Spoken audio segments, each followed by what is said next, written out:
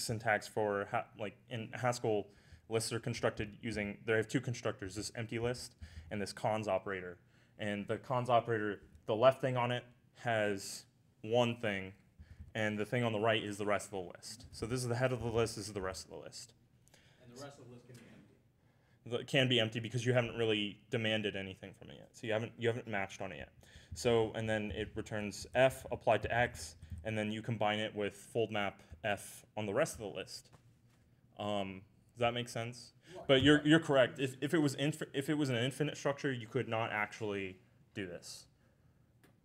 So you have to be dealing with some sort of finite structure. But luckily, we deal with enough of those that it's still useful. Does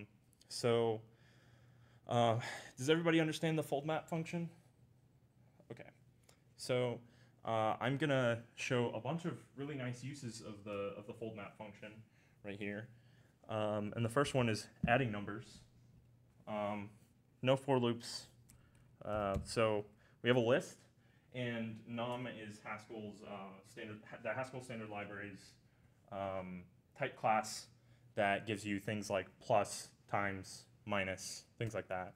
So in data.monoid, which is in the standard library, we have new type sum a equals sum get sum a. So it wraps something of type A, and then it has a monoid instance that looks like this.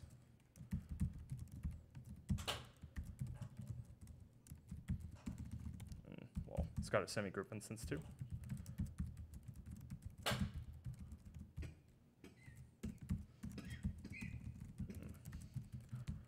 So we have sum x append sum y is sum x plus y, which is why we need A to be a num type.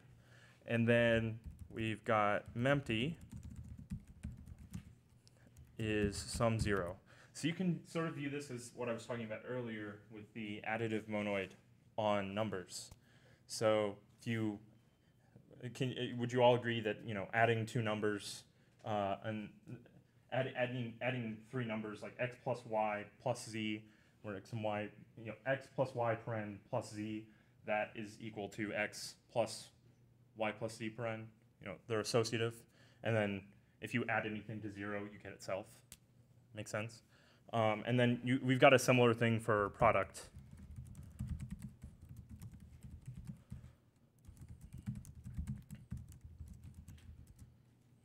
And then I'm not going to write out the instance unless someone wants me to, but it looks basically the same, except instead of addition, it's multiplication, and instead of 0, it's 1.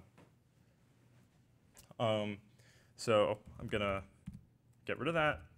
So, and then sum then can take a list of A and give us an A, as long as A has a num instance. And we fold map sum over the structure, which will apply sum, which is a constructor, but constructors in Haskell are functions, just like every other function. So actually, it will wrap every number in sum and then monoidally append them, with the append operator.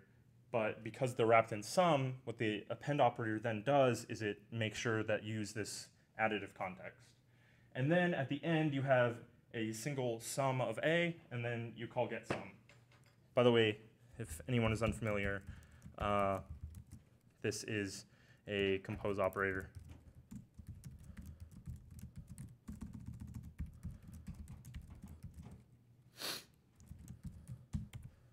This says, give me a function from A to B and a function from B to C, and then A, and I will apply the first function to get a B, and then I will apply the second function to get a C, and I will ultimately give you a C.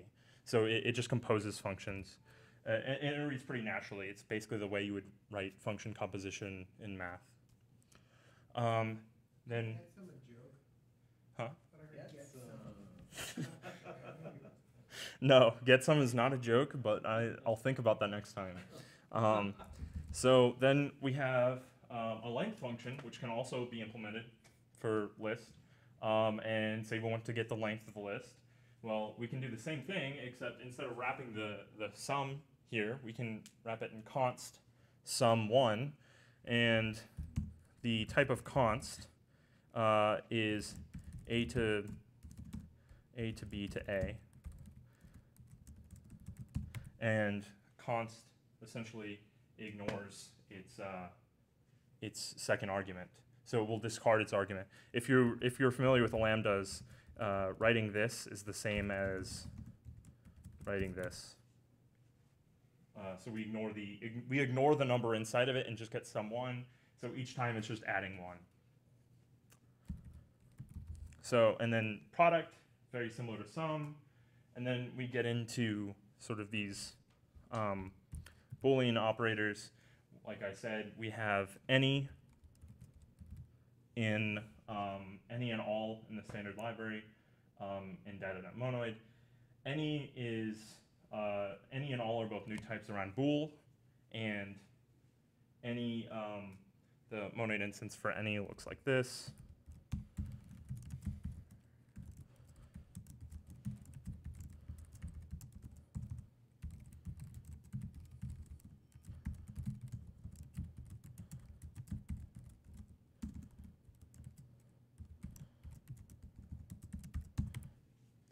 Okay, and the empty element there, which I'm not going to write out, is false. So basically, in the first one, where is it? On your any, the function any. Yeah. At the end of the any f equals get any dot fold map, and then any dot, should that be a t instead of an f there? Oh, I'm sorry. Oh, no, mind. there's no. Never mind. Yeah, no, it's fine. So what these any and all functions say is they take a predicate, which is a function from A to bool, and then a list of A, and return a bool. And any will give you true if any single one of the elements in the list satisfies the predicate. So and all will give you true if all of the elements in the list satisfy the predicate, and both of them will return false if that condition is not met for the respective ones.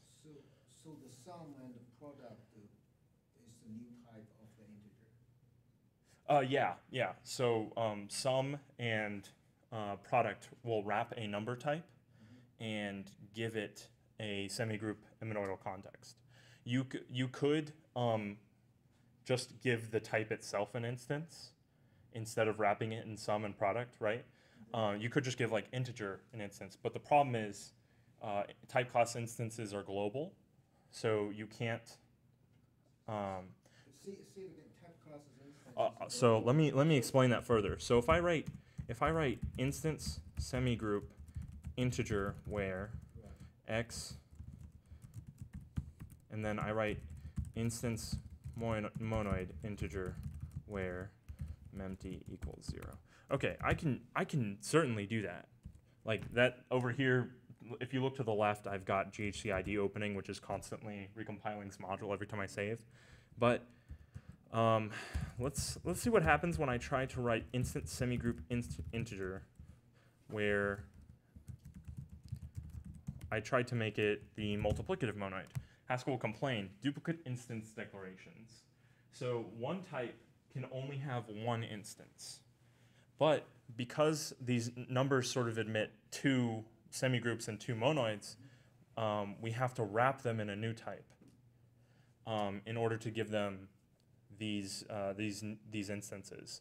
And the standard library makes the agreeably wise choice of not providing instances picking one or the other, and instead forcing you to wrap this in a context.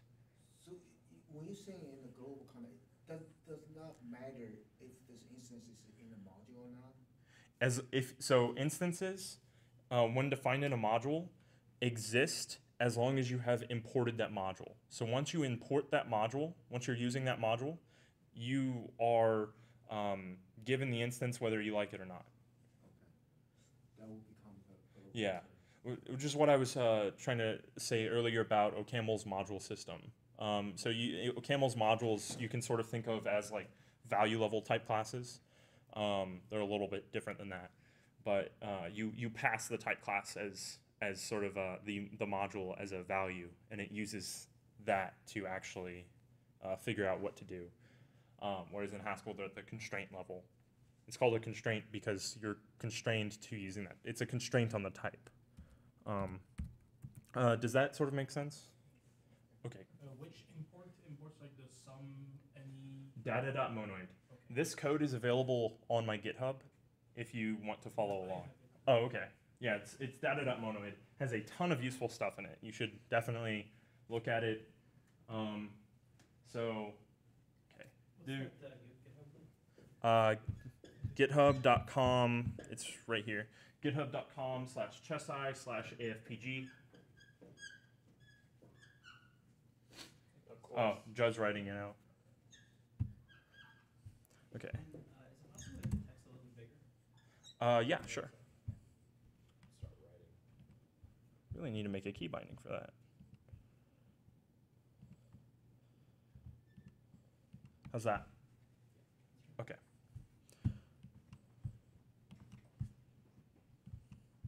Okay.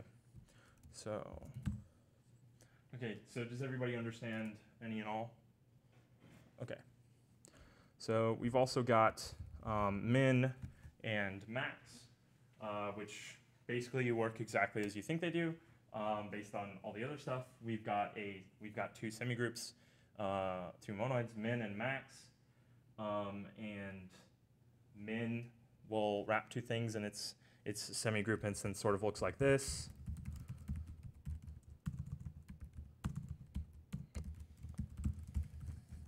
Min x, y, and I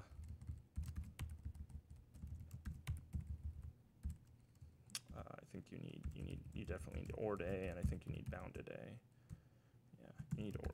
Let's just simplify it. So you need to be able to, ORed is like IComparable in Java, or whatever like standard like comparable machinery in your standard library is. So ORed just basically says you can compare things, and it's a total ordering. So the semigroup instance looks like this, where we'll take the minimum of two things.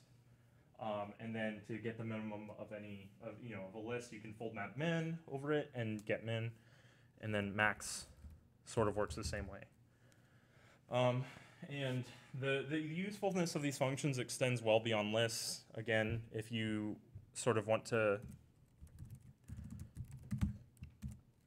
they extend to any foldable structure. So if you go to the standard library base and look at data.foldable, you'll see an example of the foldable type class, a lot of explanation about it, and then a bunch of very useful functions, and then it'll also show you all the instances. So for this talk, I just sort of simplified the type variable there by making it, like forcing it to be list. So strings are also monoids, where you can take this hello world right here. We'll fold map id. So id is the identity function for anybody who isn't familiar. It has this type, and it takes its argument and returns it. And this is actually fairly useful in this context because fold map needs a function from A to some monoid M, but if A is the monoid we want, then id sort of forces it to understand that, like, okay, those two type variables are the same thing. And this fold map id function is actually in the standard library as the function fold, and I believe I've declined to import it.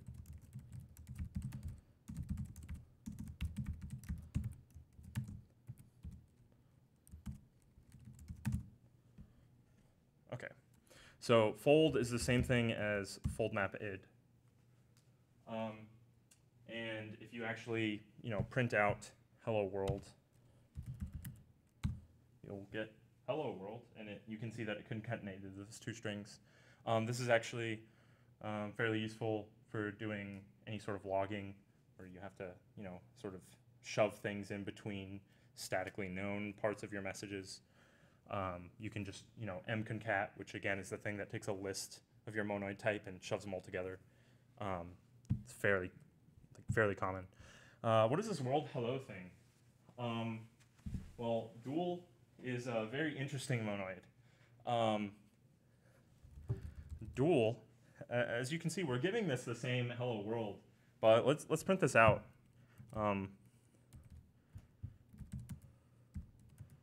World hello will give us world hello, comma.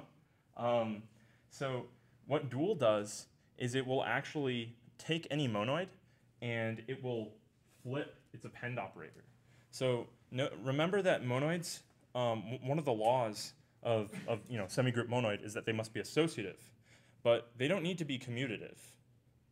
Something is commutative, a semigroup is commutative if x append y is the same thing as y append x, right?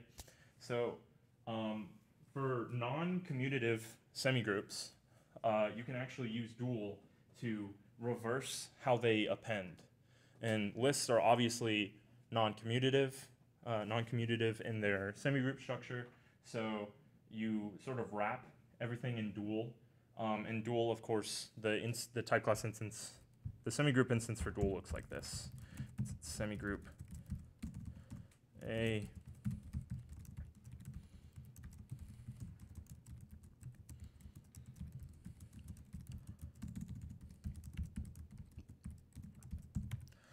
As you can see, it doesn't do things in the same order as everything else. So it sort of flips stuff around.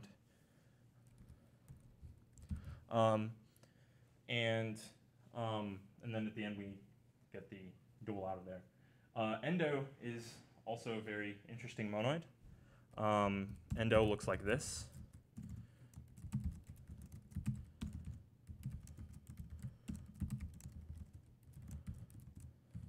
So endo is a new type wrapping a function from A to A.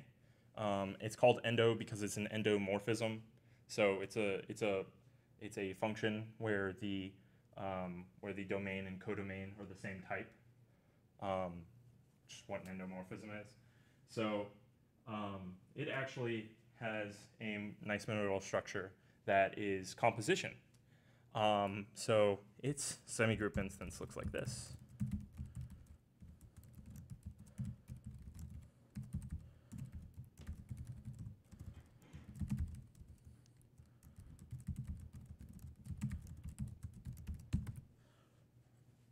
So it actually will compose the two stuff. If you're wondering where the semigroup A constraint comes from, it comes from the fact that function arrow in Haskell also has a semigroup instance, and it looks like this.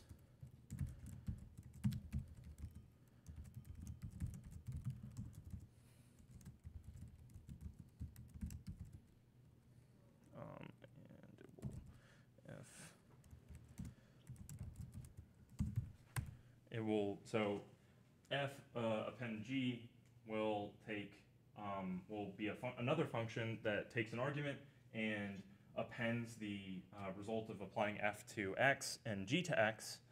And the reason that b needs to be a semigroup is because the result of applying f to x, note that f and g both have type A to B.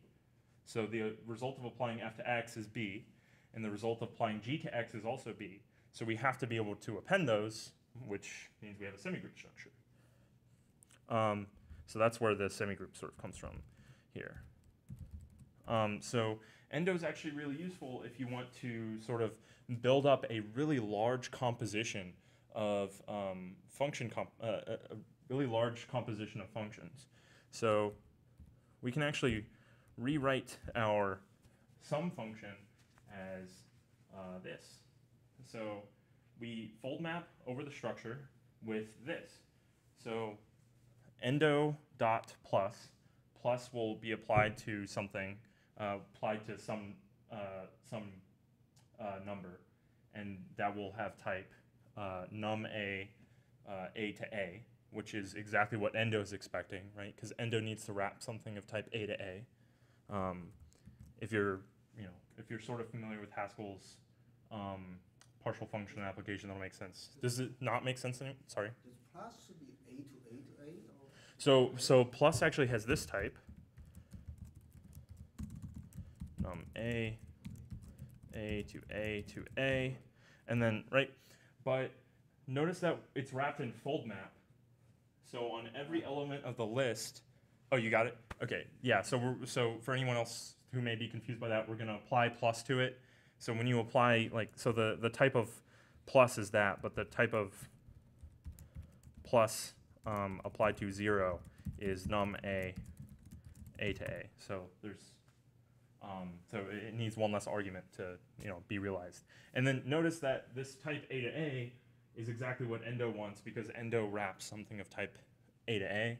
And then we run flip app endo 0, and what this will do is it will actually, at the end of this, we'll get an endo A, and then we will run appendo on it, and we'll get a function from num A to A, and we'll have computed the sum of the numbers.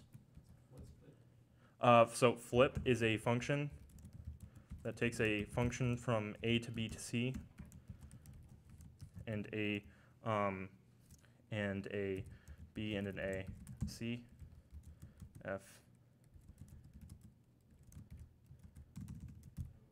So it will like flip the function. I wrote that in sort of a confusing way. Let me. Totally leave the annotations in there. We need commented out, but I find them very helpful. Okay. Good point. I'll stop deleting them. So I'll comment that out. So flip sort of takes a function applied to 2 arguments, and then but you have the arguments in the wrong order, and it will put them in the right order for you. Appendo is a function that takes an endo. And returns the function from A to A. Okay. Yeah, appendo is the function. So recall that, and because of record syntax in Haskell,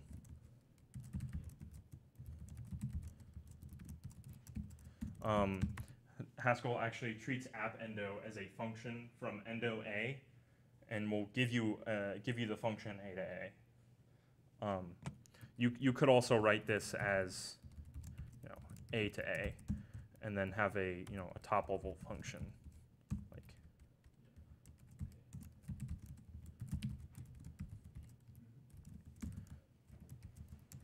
And you don't need to put the parentheses there, but just for clarity.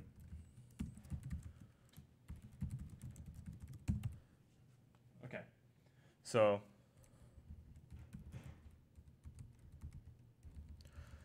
endo sum, and let's go ahead and execute endo sum on, let's do take 10. Okay, I don't know why I did take 10 on, let's do, okay, so the sum of the first 10 numbers is 55, and if we have a regular sum function, we should get the same result, and we do. So endo is a really useful function. If you want to learn about zip lists, you can, they also have some useful applications there. They have a lot of useful applications in a lot of places. But we'll also talk about, is everybody sort of clear on endo? Okay. What do you gain over just using sum? So for example, in sum, you really only get this, you only have this function. And in endo, you get any function from A to A, where A is a monoid. Any function at all. And it will just compose all of them. Okay, any other questions about that part? Okay, so now the newest version of the standard library has the Contravariant Package, and I won't go into what that it has some contravariant functors, but basically because of that we get this predicate type, and we have seen a predicate when we look at this. A to bool is a predicate, but the standard library now includes the new type predicate. A equals predicate, get predicate.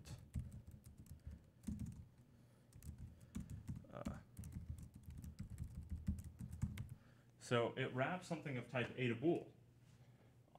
And it has a monoid instance where we have instance semigroup predicate A where predicate F predicate G equals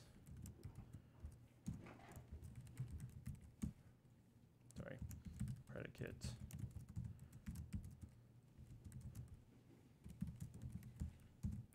so its monoid instance is sort of like any's alls, in that it will take the two predicates that you have and it will compose them and make sure that the type you're supplying to it satisfies both predicates and not just one. And the monoid instance for this is basically the same as any's. It will be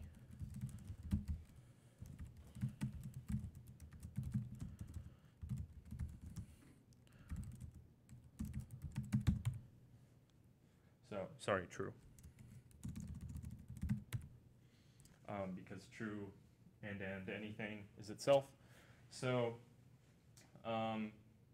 yeah, this is actually really useful because now we can sort of think of this as a way to filter data in sort of a data pipeline. Like, does it satisfy this property? Does it satisfy this property? Does it satisfy this property? So for example, if we wanted to include, if we wanted to write a predicate that is sort of pathological, we could write is even and odd equals mconcat is even is odd, and if we reload there, we could do, is even. We could use this for FizzBuzz? Yes, you can use that for FizzBuzz. You can now use base 4.12 to get a job. So is even and odd is mconcat is even and is odd. Of course, this is going to fail for everything. Nothing should satisfy this. I'll sort of prove that to you.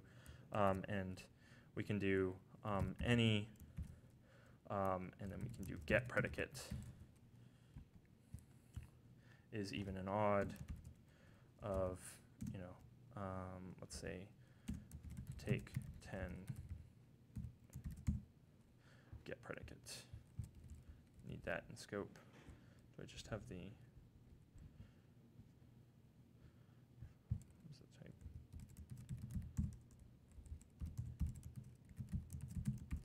Should have type predicate int. Is it called get predicate?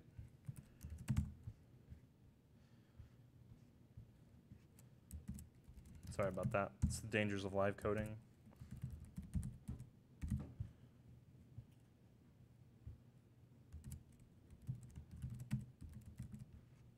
It is, okay.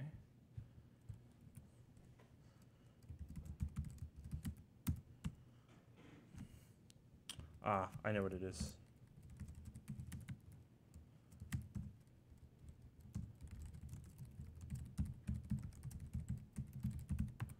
I'm importing this stuff from sort of a different module. Okay, so obviously, sorry about that. If we apply the predicate is even and odd to anything, we'll always get false because nothing can be even and odd at the same time. But if we wanted to do sort of any, or we can do get predicate mconcat is odd is or is divisible by 3 and is even applied to let's say the number 6, we'll get true because 6 is divisible by 3 and also is even. So we're the important thing to take away here is that we're taking very small, modular parts that are very easy to express, and we're just combining them. So, does anybody have any questions about that? No? Okay. So we're going to move on to the next section, which is a little bit of a step up from the other ones because it uses the writer monad, but don't be scared by monads.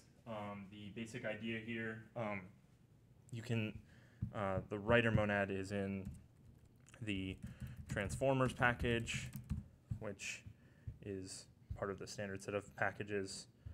And if you go to the writer monad here, you can sort of think about it as something that accumulates.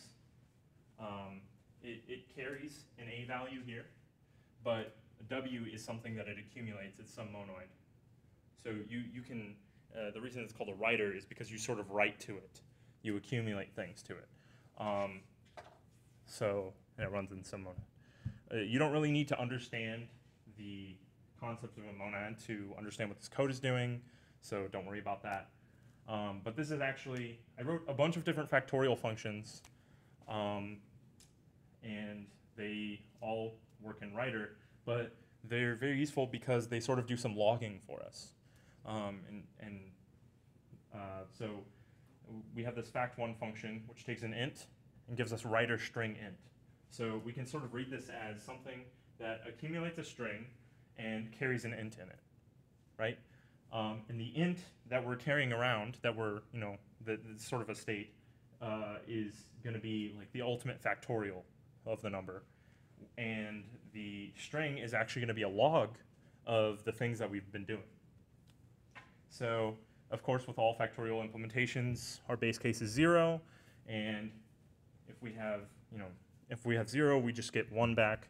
If it's any other number, and I've done some silly-looking things that you wouldn't do in actual code here, but just for clarity, especially because of this sort of contrived example. So we have n prime, which is n minus 1, and then we use this tell function. We use this tell function here, and what tell does is it actually writes to our writer monad, and we'll actually take whatever value we've got here and append it there. Okay, so we've given it the string, we've taken 1 away from n, and then a new line, and we append it to whatever's there. And then we get the result of calling our factorial function on n minus 1, the typical recursion in the factorial function. And then we tell it something again.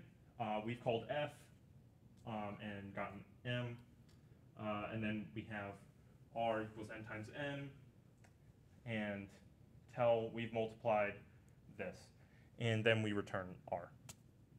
And of course, because this is recursive, it will go like this call right here will actually go until it hits 0. So if we actually look at what this looks like, we just computed the factorial of 10. I'll scroll down a little bit. So you can see, run writer fact1 10. And what run writer does is it takes some writer and it returns the ultimate, the final result of the computation, whatever the value you were accumulating along with the monoid. So if you look to the left, we've actually got the result of 10 factorial, and then we've got every single thing we did to compute that factorial. This may seem a little simple, but a little silly, but we actually do use a writer monad at my place of work. It's actually quite useful for logging. We have a bunch of on disk log files and application logs too, and while it does a bunch of stuff concurrently, and it accumulates a bunch of logs from that, and then it just shoves them into a file using this writer monad. So, and then we can also do something simple. Just reiterating, I haven't written everything the way you would do it in the sane world. It's just sort of for clarity. We can count how many actual operations it took to compute the factorial. So our factorial is basically built up of multiplications and subtractions. So we can calculate how many of those multiplications and subtractions we did with this tell function. It works very similarly. So every time we tell it sum 1, and every time we do a subtraction, we call sum 1, and every time we do a multiplication, we tell it sum 1. And if you remember the monoid instance of sum, it will just keep adding 1. So it's the number of operations. And we get x2. So it took us 20 total multiplications and subtractions to compute the factorial function for 10. And here's another thing we can do. We can actually, while we're accumulating, we can sort of report on intermediate states. So we can take any of the intermediate states and say, well, did it match certain criteria? In this example, not super useful, but it will actually tell us if any of the values there were ever equal to 120. And of course, that is going to be true because 120 is 5 factorial. So right here, we've got any true. And then this one's fun because it's using dual again, and it will actually accumulate the log backwards.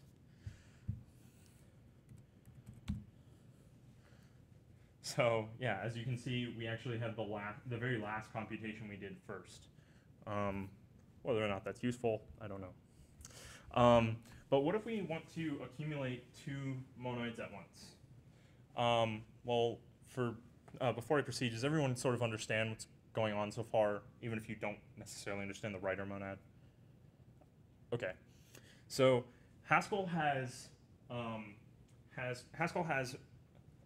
product and sum types. Algebraic data types are made up of those things. And to give you a quick overview of those, a product type is sort of like a struct in C, and a sum type is sort of like an enum, but they're a little more powerful. So an example of a product type.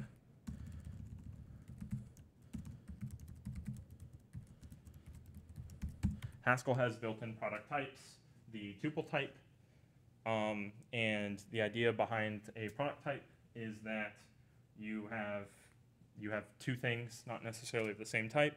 The reason it's called a product type is because of the number of inhabitants in the type. So any value of this product AB is going to have the number of inhabitants of A times the number of inhabitants of B. Think of very simple combinations of like clothing or something. It's the same idea. And then a sum type sort of looks like this.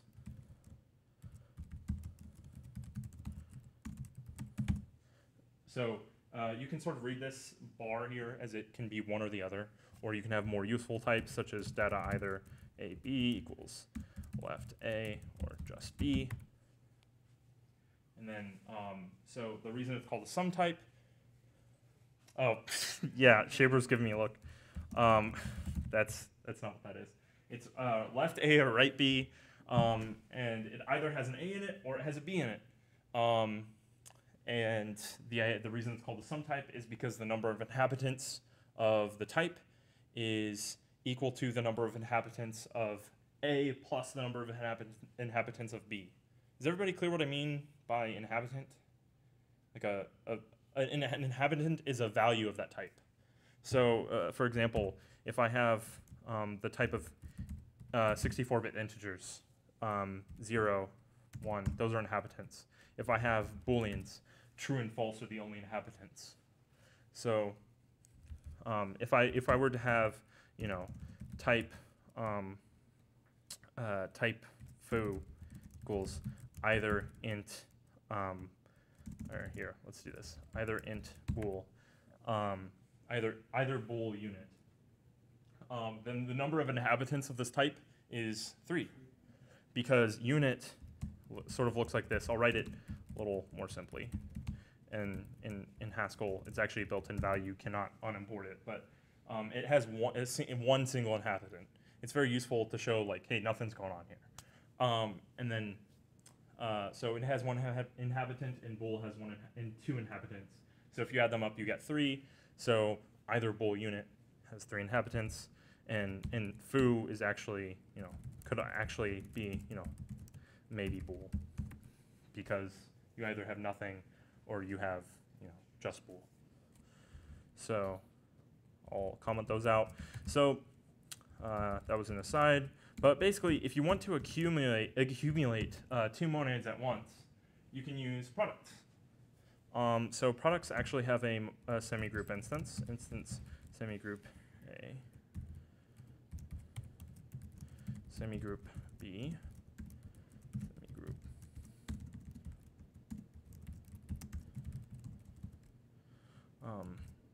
X, Y,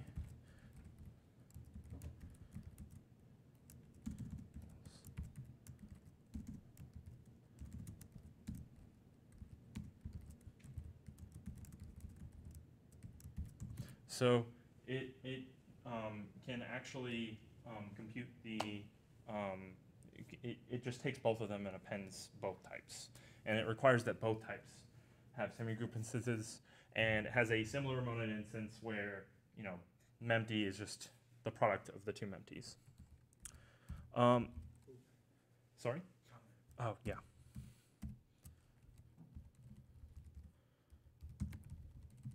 Okay, so I'm going to define two helper functions, tell first and tell second. And tell first, it takes an A, and will actually it will write A comma mempty, like the product of A and mempty, to the monoid. Notice that there's no type signatures here because Haskell actually has really good type inference.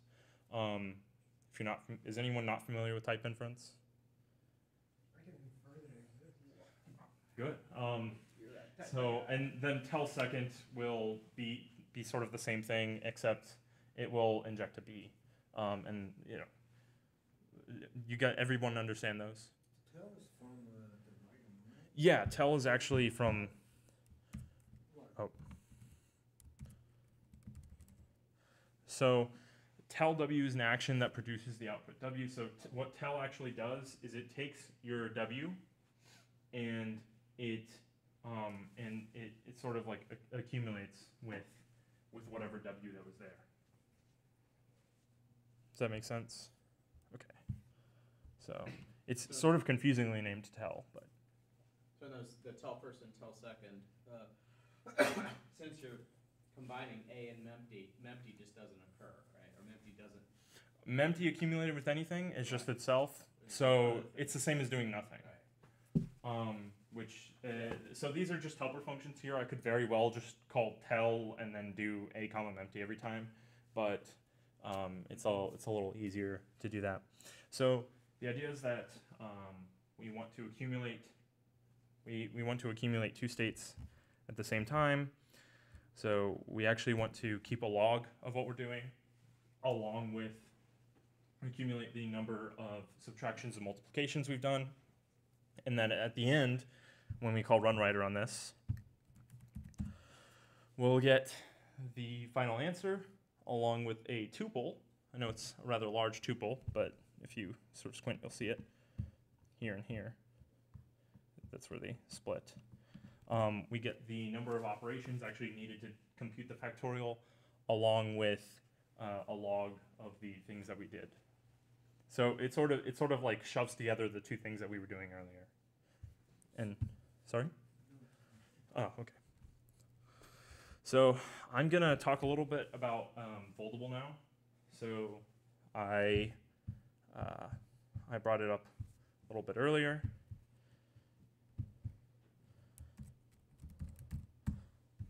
So we have data.foldable, and an important thing to note is that Haskell's polymorphism is called parametric polymorphism because we're parametrically polymorphic in the type that we parameterize over a type, and we are polymorphic in that type.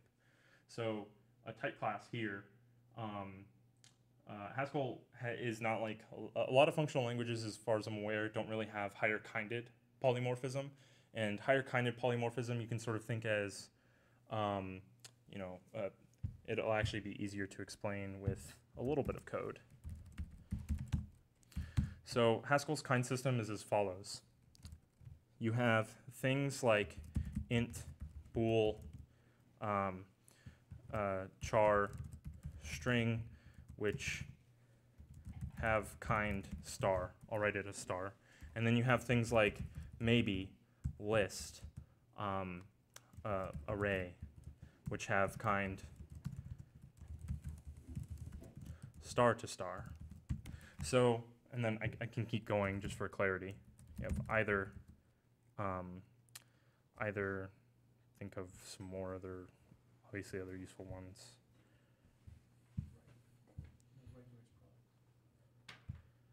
Oh, yeah. You're, duh. And then you have tuple, and these have kind star to star, to star. Yeah. So you can sort of think of this as like a saturation of types. At the end of the day, you're always going to have something of kind star, right? Like a tangible value. But you can think of things of kind that have kind star to star as being something that wrap another type. So if you notice, maybe, list, and array, these all have, in order to use these, they all have to have another type variable there. You can't just write maybe. You have to have maybe int or maybe bool. Maybe it can be polymorphic. And same with list and array. These have kind star to star.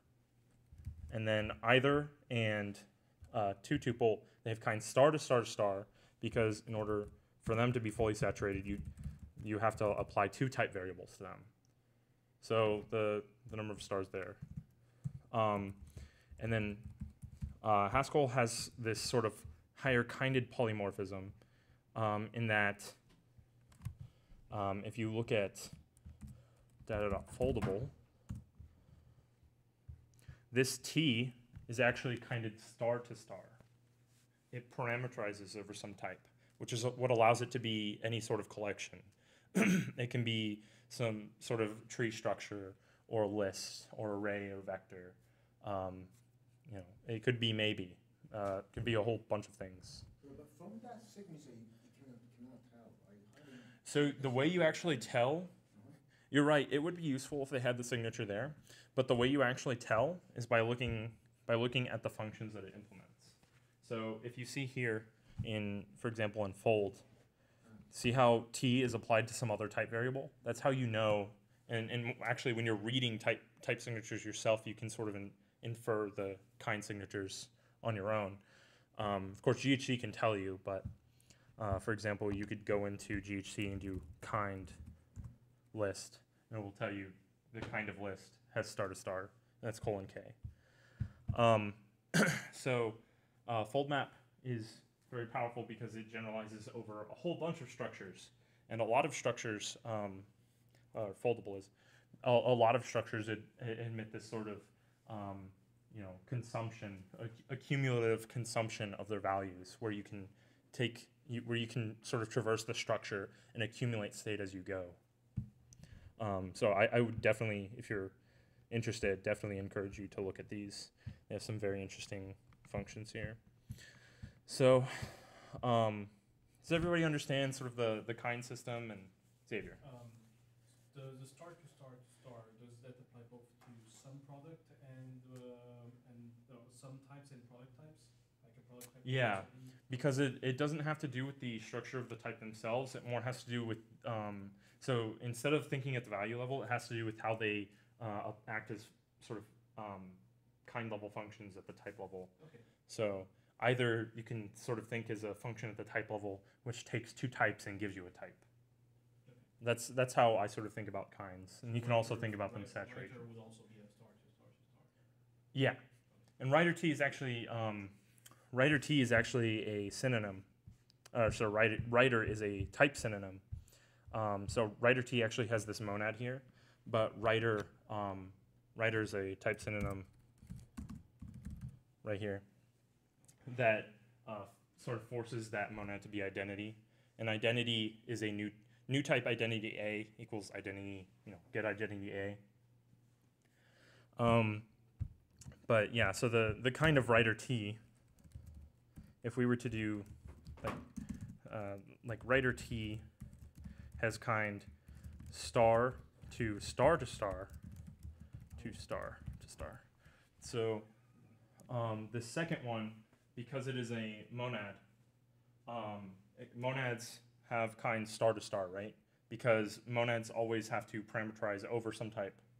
And then, so you don't have to understand that right now. You really just need to get this part. If you want to look at that later and sort of, if it's hard to wrap your head around, that's fine. So the reason I wanted to talk about foldable is because, well, it's really useful. And we can sort of define a tree structure here. We have data tree A, and it has 3 constructors. Let me go ahead and minimize that. It has 3 constructors. It can either be empty, or we can be at a leaf where we have a single value, or we can have a node which has a value in it and it has a left and right subtree. So one of the nice things about the foldable type class, when you write type class instances, you usually think, well, I have to implement all of those functions on my own. Well, the foldable type class is really nice because GHC actually has a really smart minimal complete definition machinery. So, for example, in order to get all of these functions, and many more in this module, you actually only need to write one of 2 functions, foldMap and foldR. You can view foldR as sort of a right fold. It starts from the right of the structure and accumulates. And then foldMap is the function that we've been dealing with, but sort of monomorphized to lists, where if you look at foldMap, it has this type signature. So it maps each element of the structure to a monoid, and it combines the results. So you can actually just implement foldMap for the instance, and then GHC will go ahead and implement everything else in terms of foldMap for you, which is very useful. So we can define foldMap. We have a foldable instance on this tree, and we just need to sort of handle every case. So we have foldMap F over each case, each constructor in the tree.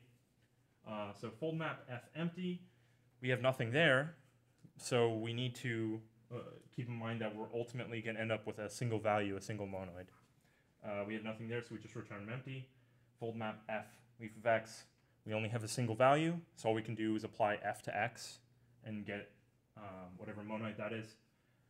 And then the interesting case is in the node, where L is the left subtree and R is the right subtree, and then X is the value. And that is foldMap F over the left subtree, appended with F applied to X, which is the monoid, and foldMap F applied to the right subtree. So does that make sense? We kind of take the value, apply the function to it, get a monoid, and then we combine it. We split off in the tree, and then get all of those until we terminate, with either leaf or empty. So I have this tree here, which is it's an inhabitant of this tree type, and we can do X tree 1. So this function takes the tree and checks if any of the values in the tree are equal to 1, and of course we get true because this tree does have a 1 in it over in this leaf. And then if we do X tree 2, we can sort of see if all of the values are greater than 5, and we get false. So another very interesting monoid instance is I/O. So Haskell, as a quick aside, Haskell takes a very different approach to doing real-world effects than most languages. You have pure computations, which compose most of Haskell, but pure computations are total, referentially transparent, deterministic, and I/O, dealing with the real world is something you need to be useful as a programming language, and unfortunately the real world is not deterministic or very nice. To anything that wants to be pure like that. So I/O is actually like the type of things that are in I/O. So I/O sort of infects any type that it's in, because once I/O is in a type signature, you can look at it and say, well, I know that this is not a pure function. So, but I/O actually has a monoid instance, and it's very useful. And it's implemented a little bit more elegantly than I've written it here, but for clarity, I've written this sort of combine I/O function, which for a monoid A and IOA, in two IOA values, you can view these as monadic actions of type IOA. What you do is you perform the first action, you perform the second action, and then at each of these actions return a monoidal value, and then you return a new IO action which has this monoidal value inside of it.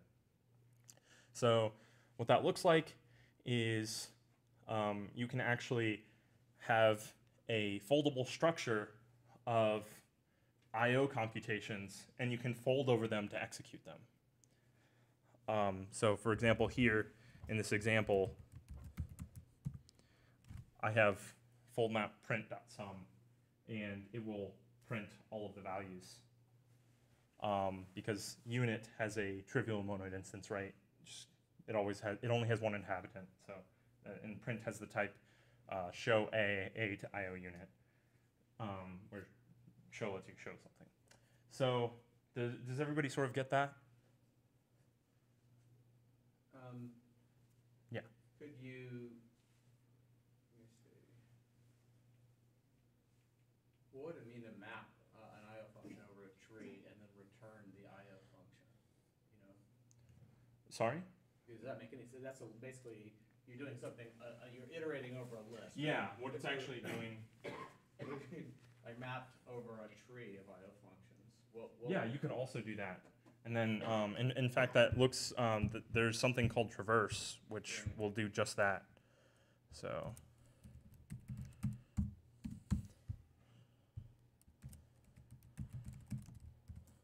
So here, T needs to be a foldable and a functor. So foldable we just looked at.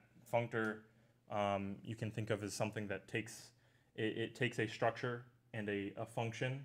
So you can have a structure of A's, and you have a function from A to B, and you can transform all of the values in the structure into B's using that function. That's what a functor is.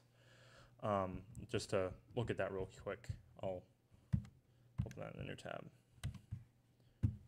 So, yeah, functor has more than one type class instances method, but this is the main one. Fmap has type. It takes a function from A to B and an f of A, and it returns f of B, and it's a structure preserving map that is incredibly general. There's a ton of types that emit this, and this is just in the standard library.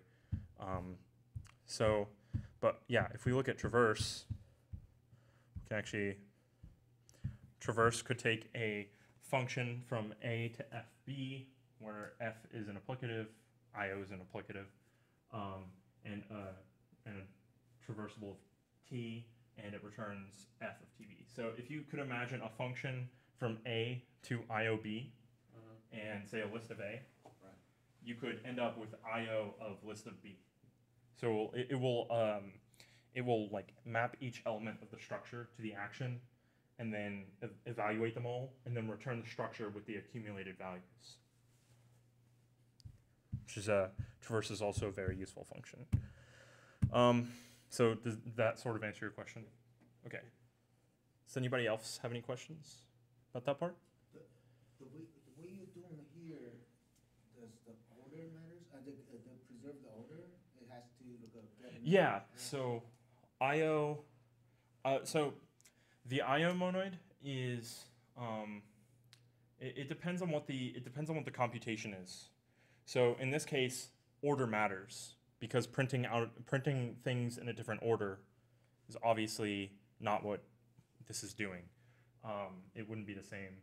But say I actually have a function like this that we use at work, and it'll look a little scary, but I'll so fold commute IO. It actually takes a function from A to IOM, where M is some commutative monoid, meaning ordering does not matter in this context, and it will take a foldable of TA, and it will return IOM. And basically what this does is it actually will attempt to concurrently perform all of the IO actions and then shove all of them together. So it's a lot faster for certain things. You probably shouldn't use that to some numbers because there's overhead too, invoking millions of threads or whatever, but for some things it can be faster. But so yeah, that is a good point. You do have to care about commutativity and associativity. You have to think about, you know, obviously like the example here. The example here, print does not result in a commutative IO action over the structure. So did that answer your question? Okay. Any other questions? Okay, sure. With the pure and return, what's the difference there? So pure return is a historical wart. Return is what they called the function back in like the Wadler's '89 paper about monads, 1989. Yeah.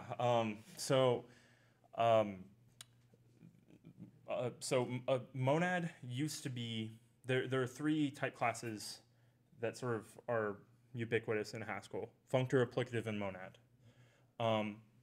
And until maybe a few years ago, I can't remember how long ago, I think a few years, before the AMP, applicative monad proposal passed, the structure used to look like applicative, functor was a superclass of applicative. So anything that was a functor had to be anything that was an applicative had to be a functor. But monad was sort of separate from them. But even though all applicatives are monads, and you don't really need to understand why, but if you look at the definition of applicative, you'll see this pure function, which goes from A to FA. So return is now sort of redundant because its constraint is too strong because all monads are applicatives, so you might as well use pure. And because all monads are applicatives, you always have access to this pure function. You'll see return in a lot of code that's older or has like really long libraries that have really long support windows, like they have to support older compilers.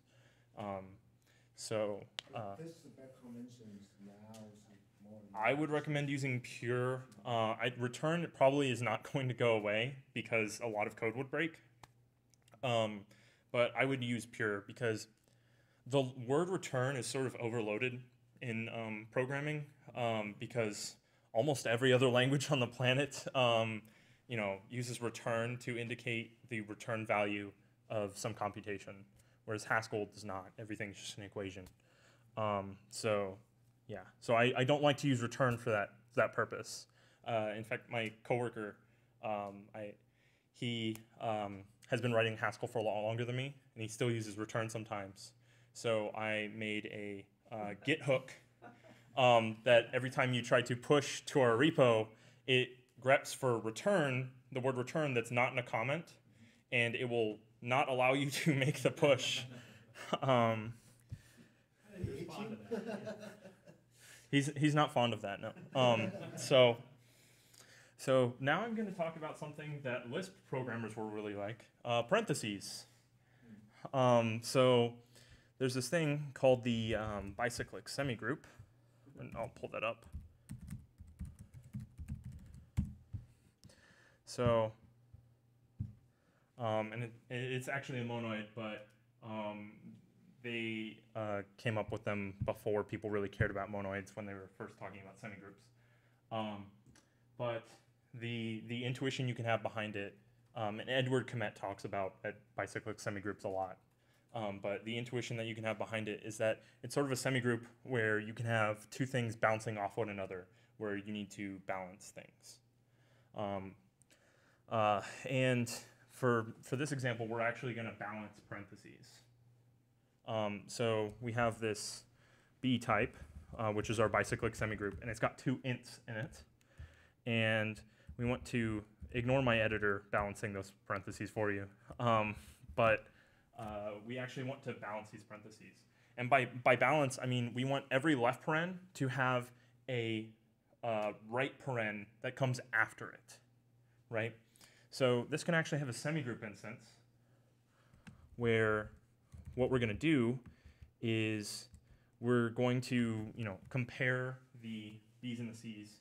For example, this is, these are all the A parens, these are all the B parens, these are all the C parens, and these are all the D parens. And what we want to do is compare the number of B and C parens, and then any overflow we want to accumulate like on the other side. So if B is less than or equal to C, we have B A plus C minus B D, right? So we add those two, and then sort of shove the overflow under the underflow over, and then we have D, and then otherwise we get this where it's sort of flipped. It's on the other side. And then its monoid instance is B00. So if we want to see if a given string has balanced parens, we can write this parse function, which takes a character, returns a B, and the thing on the right is going to be the left parens, and the thing on the left is going to be the right parens. And then so parse of left paren is 1 left paren, and parse right paren is 1 left paren, or sorry, 1 right paren, and then parse of anything else is just B00. We don't care about any other characters. And then to see if a given string is balanced, we can actually just fold map parse over those because B is a monoid, and then we can check that it's equal to B00. Instead of empty here, this could also be B00, and it would compile just fine. So now if we do exp1, and we'll check that this first thing is balanced, true, and then we can have exb2, that should be false, and exb3, also false. But what if we want to do balanced? So this is balanced if you don't care about the ordering. Yeah, you're right. It's going to be false. So it's balanced if you don't care about the ordering. But it's nice to see that this sort of bicyclic semigroup actually cares about. It respects the ordering of the parens that we actually want. And this is sort of useful for parsing to make sure that parentheses are properly balanced. You could add that to any parser. It'd be really easy. So I'm going to move on to a sort of sorting monoid. I know this is a lot, but I just wanted to show like a lot of examples to sort of get your brains thinking about how you could use monoids in like daily life, because I certainly do. Not daily life, but daily programming life. Don't talk to your dates about monoids. So we have this new type sort A, and it's got a list of A inside of it. And the idea is that we want to have sort A's that once constructed, the list inside is always sorted, right? And we're going to do that giving it a semigroup and monoid constraint.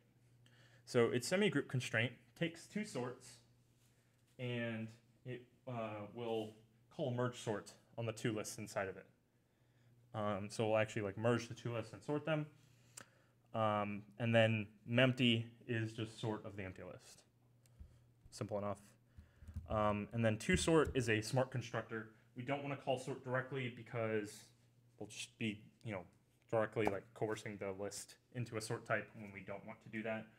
So it will actually fold map over the list, and it will like create a bunch of tinier lists of sorts with singleton lists inside of that list with a single element, and then it will combine them as it goes along. And then we have this, we have these two examples, xsort1 and xsort2, and you can see both of those are completely sorted. And this may look sort of inefficient, but an important thing to note here, if you actually are ever thinking about efficiency, is that this can be parallelized really, really well. Sorting, you can sort of think of a sorted list as a commutative monoid, because if you're combining them with this merge sort, it doesn't matter what order you append them in, right? So this can be parallelized really, really well, where you can split these lists into chunks and sort them incrementally, or in parallel, not incrementally. So yeah. And by the way, Haskell has two very good libraries for doing parallel computations. It has parallel and it has monad par. And yeah, they're both useful. I would recommend looking at them. So now we're going to look to web development. HTML tables actually form a monoid. And I'm going to show you this using the Colonnade library. So Colonnade is a library, has a ton of backends as you can see, but let's look at Colonnade. So we have a Colonnade HAC, and the idea behind a Colonnade is that it is a data type that represents how to encode columnar data. So we've got H, which is the headedness. It's a functor. It's isomorphic to maybe, but it has different semantics. It can either be headed or headless. Functional programming meetup? Yeah. So it can either be headed or headless, and then here we've got A, which is the value to consume to build a row. Maybe we can have a short break for an intermission, perhaps, for pizza. Yeah, let's take a short break for pizza. Sorry. I don't know if you want to cut the stream. Okay. Okay. So before we came back from break, I was just talking about Colonnade. So Colonnade is a blueprint for how to encode columnar data. So when you have a table of data, often you might have headers to that table, right? Like what each column means. And then, or you can not have any headers, which is fine. And then you can have the content, and C is the content type. So that's the actual thing that's going to appear in the data. When you run this Colonnade, you're going to get that type of content back. And then A is the value that you're using to build up your content. So you can look at this library. It's actually very cool. And one of the backends it has backends for encoding and decoding CSVs with streaming CSV parsers, which is very useful. It's got Yesod, Blaze, and Lucid backends, which is, if you're familiar with those libraries, those are pretty popular libraries for doing web programming in Haskell. And then Reflex DOM, which is Reflex is an FRP, functional reactive programming framework. So today we're actually going to be using this one, Lucid. So we've got Lucid Colonnade. And Lucid is a DSL, a domain-specific language. It's embedded, so an EDSL, whatever, for turning Haskell into HTML. So it's very useful for maybe taking Haskell code and having the server generate static HTML.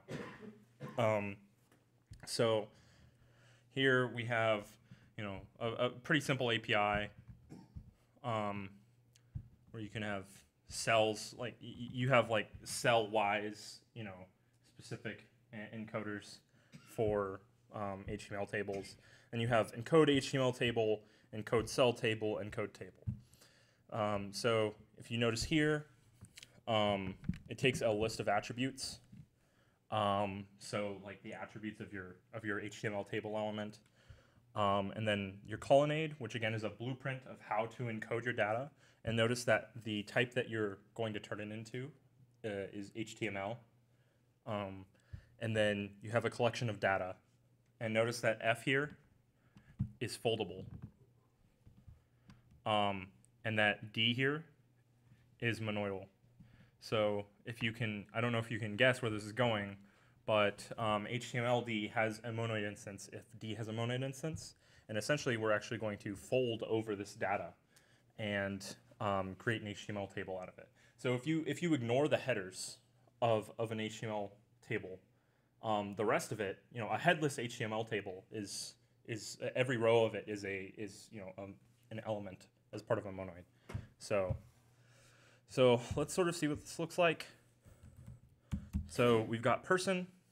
A person has name, age, height, and weight.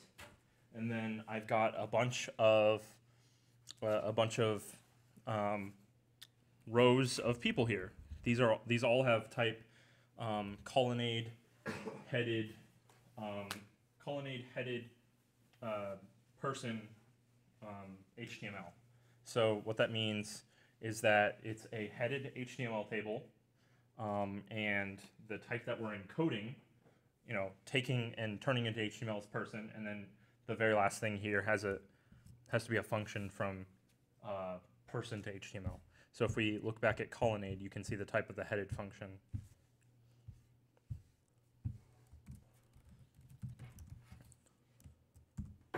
So headed takes a C and which is like the thing that you're actually turning the thing into, which is going to be the name of the header, like for that column, and then a function from A to C,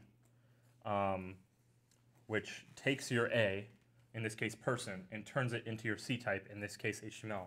So we're going to take a person, turn it into HTML, and that will be each column. So we have a bunch of stuff here. We have call person 0 through 3, and this one is name, age, and then height, and then weight, and all of these are, oops, that's not what I meant to do. All of these are functions from person to HTML. So it will take the, is everybody clear on what those are doing? On those functions? Okay. So this is actually, colonnades are actually form a monoid, and that you can concatenate them. And of course it's not a commutative monoid because, they can't, rows don't appear in the same order depending on how you concatenate them. And then we've got all of these rows here, and then this is a list of attributes. I'm electing to not include a lot of type information here because Haskell's type inference is pretty good. Really good. So no attributes has type list of attributes, and then some attributes, will take a list of tuples of text and turn those into it's actually just a list of attributes, but fmap on curry make attributes, that's what that does. So then we've got a list of people. We've got Alice and Bob.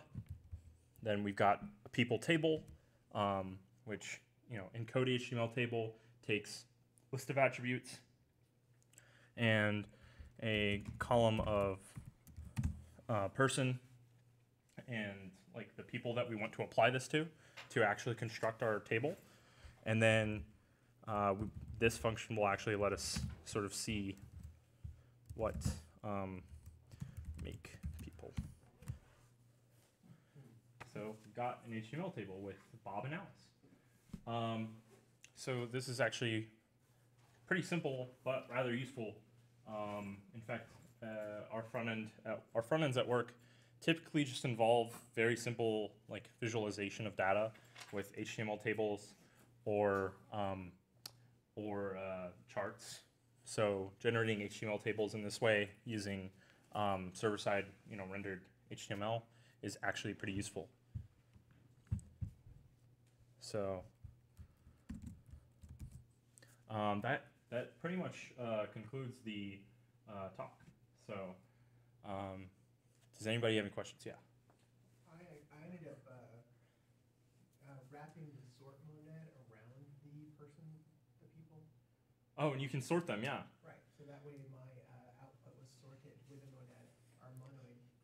Yeah, and then you can just like, yeah, and then make sure you get sort on them so it doesn't yeah. Like get sorted and then to sort. Because obviously you're gonna bring all the lessons together. Yeah, if you want to like sort your data before you render the HTML, like that's also very useful. So, and that's another example of just like composing these very like atomic operations where you sort is obviously a monoid. So, yeah. Does anybody have any other questions? Okay. Thanks for putting up with the really long talk. Yeah, no, thank you. Great. All right. Why am I clapping for myself? Okay. All right. Are you going to push your example annotations to GitHub as well? I deleted most of them. Oh, no. What I could do, nah. Well, those are still there, yeah. Okay. One of these interns have been applying for jobs. They go through this video.